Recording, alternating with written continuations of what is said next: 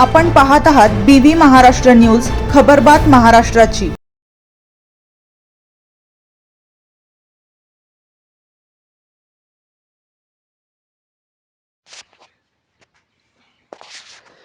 कृष्णनगर जाधववाडी येथे 1.5 एकरमध्ये सेंद्रिय तैवान पीक पेरू, फरस, वाल, हळदीच्या तिहेरी शेतीतून उत्पन्न।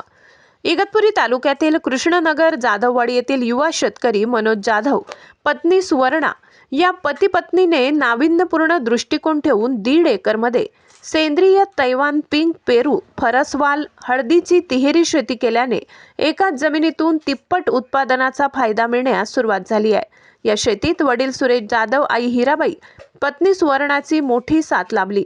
शेतीमुळे कुटुंबाचा गाडा सुरळीत चालू झाला। शेतीत 3 आंतरपिकांची जोड दिल्याने सेंद्रिय तैवान पेरूतून त्यांच्या मागच्या महिन्यात पहिल्याच खुड्यात तब्बल 3 लाखांचे उत्पन्न मिळाल्याने शेतकरी कुटुंबाच्या चेहऱ्यावर हास्य उमलले।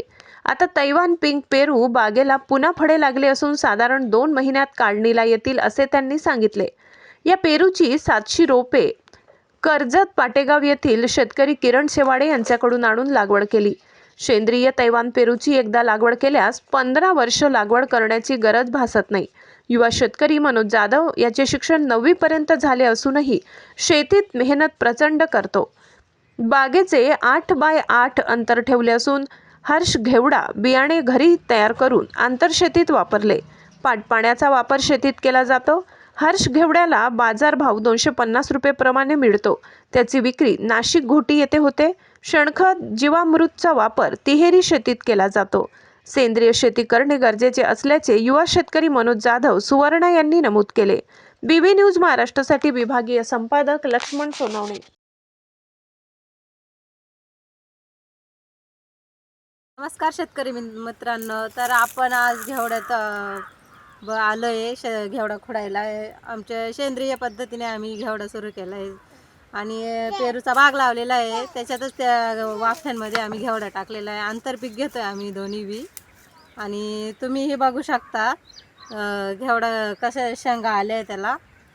आणि असे जैविक खतं वगैरे, असे शेणखतं वगैरे टाकले का आरोग्यावर परिणाम चांगला होतो। आणि कोणती खतं म्हणलेली? सेंद्रिय खत।